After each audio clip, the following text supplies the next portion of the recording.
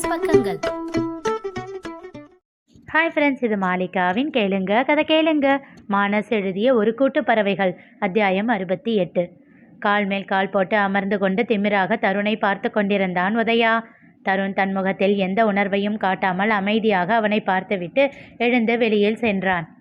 அப்போ உனக்கு உன் அக்காவை விட அந்த அன்விதா தான் முக்கியம் இல்லை? இதுலேயே தெரியுது நீ அவளை லவ் பண்ணுறேன்னு. தன் பின்னே கேட்ட உதயாவின் குரலில் நின்று திரும்பி அவனை அழுத்தமாக பார்த்தான். நான் அன்விதாவை லவ் பண்ணலை. அதை நான் சொன்னாலும் நீங்கள் ஒத்துக்க போகிறது இல்லை. அதுக்கு நான் இப்படி தான் ப்ரூவ் பண்ணணும்னு எந்த அவசியமும் இல்லையே. எங்கள் அக்கா கிட்ட எப்படி சேரணும்னு எனக்கு தெரியும். அதை நான் பார்த்துக்கிறேன்.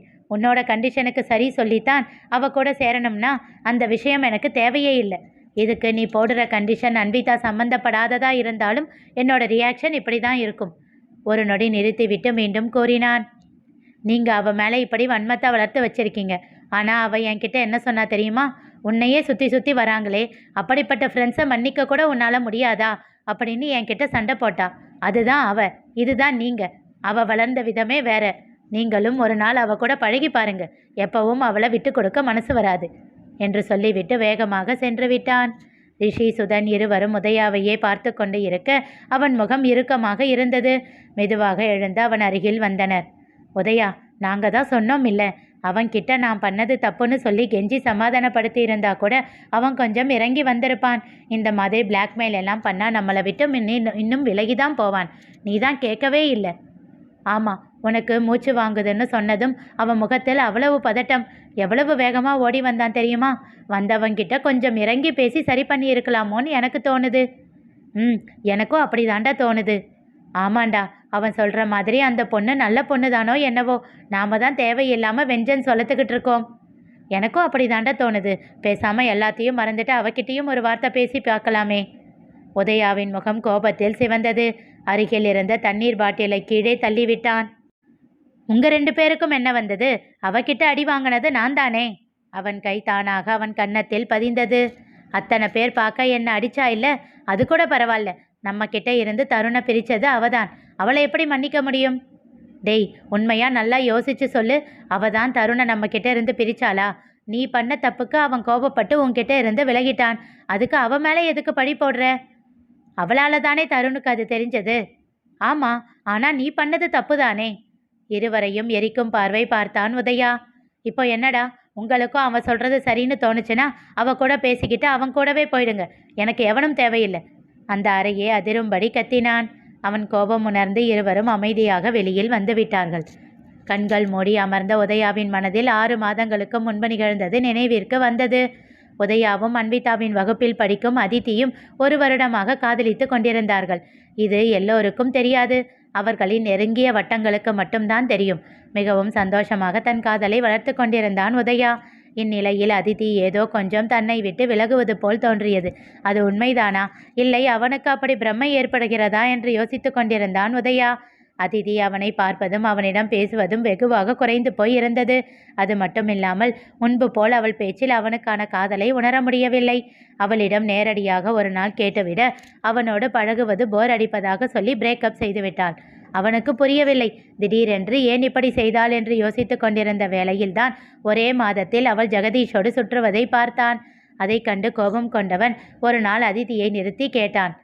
ஆமாம், உன்னை விட அவன்கிட்ட அதிகமாக பணம் இருக்கு. அது மட்டும் இல்லாமல் நீ ஒரு வேஸ்ட். லீவ் விட்டால் வீட்டுக்கு ஓடி போயிடுற. ஆனால் அவன் அப்படி இல்லை.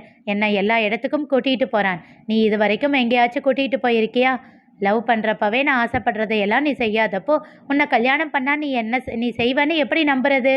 அதனால தான் உன்னை விட்டு விலகிட்டேன் என்று அலட்சியமாக சொல்லிவிட்டு சென்று விட்டாள். அதை கேட்டு கோபம் கொண்டான் உதயா. அவனும் ஒன்றும் சாதாரண வீட்டு பிள்ளை இல்லை, பணக்கார வீட்டு பிள்ளைதான். ஆனால் ஜெகதீஷ் பெரிய பணக்காரனாக தன்னை காட்டிக்கொள்வான். அவனுக்கு புரிந்தது. அவள் எதிர்பார்க்கும் அளவிற்கு தன்னிடம் வசதி இருப்பதை போல் காட்டிக்கொள்ளாததால் தன் வசதி அவளுக்கு தெரியவில்லை என்று எண்ணினான். அப்படி வசதியை காட்டி காதலை பெறுவது அசிங்கம் என்று தோன்ற அவள் தனக்கு வேண்டாம் என்று முடிவு செய்து கொண்டான். ஆனாலும் இப்படி வசதியை பார்த்து ஆளை மாற்றும் அவளை எப்படியாவது பழிவாங்க வேண்டும் என்று நினைத்தான். ஒரு முறை அவர்கள் வெளியில் சென்றபோது அவர்களை தொடர்ந்து சென்று அவர்கள் நெருக்கமாக கட்டிப்பிடித்து கொண்டும் முத்தமிட்டு கொண்டும் இருக்கும் காட்சிகளை எல்லாம் படம் பிடித்து கொண்டு வந்தான்.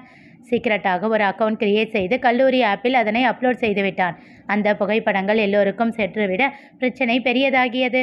மேனேஜ்மெண்ட்டிலிருந்து அவர்கள் இருவர் வீட்டிற்கும் தகவல் தந்து வரச் சொல்லி அவர்கள் புகார் அளிக்க ஜெகதீஷை வார்னிங்கோடு விட்டுவிட்டார்கள். ஆனால் அதிதியின் தந்தை ருத்ரதாண்டவம் ஆடிவிட்டார். அதிதி பணக்கார வீட்டு பெண் என்றாலும் நிறைய கட்டுப்பாடுகளோடு வாழும் குடும்பம் அவளுடையது. அதுவேதான் அவளை இவ்வாறு இங்கே சுதந்திர பறவையாக இருக்க மாற்றியது. அப்படிப்பட்டவர்கள் அவளை சும்மா விடுவார்களா என்ன? அடித்து மிரட்டி படிப்பை நிறுத்திவிட்டு அழைத்து சென்று விட்டார்கள். அவள் அழுது கொண்டே சென்றதை பார்த்து அன்விதாவிற்கு பாவமாக இருந்தது. அதே கல்லூரியில் எத்தனையோ பேர் இப்படி சுற்றி கொண்டு இருக்கிறார்கள்.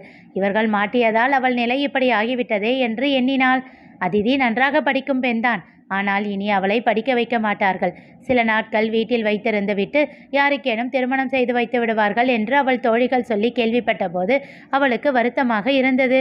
யாரோ வேண்டுமென்றே தான் இதை செய்திருக்கிறார்கள் என்று புரிய ஏதாவது செய்ய வேண்டும் என்று யோசித்தாள். தனக்கும் வந்திருந்த அந்த புகைப்படங்களை வைத்து அபியிடம் உதவி கேட்டாள். அவன் ஒரே வாரத்தில் எந்த செல்போன் எண்ணிலிருந்து அது பகிரப்பட்டது என்பதை கண்டுபிடித்து விட்டான். அந்த எண் யாருடையது என்று விசாரித்த அன்விதா அவனை தேடிக்கொண்டு சென்றாள். அவன் முன் சென்று நின்றாள். தன் கைபேசியில் இருந்த அந்த எண்ணை அவனிடம் காட்டி, ஹலோ மிஸ்டர் தருணேஷ், இந்த நம்பர் உங்களோடது தானே என்றாள் கொஞ்சம் கோபமாக. நிகழ்ந்தது என்ன தெரிந்து கொள்ள தொடர்ந்து கேளுங்க. கதை கேளுங்க. மீண்டும் சந்திப்போம்.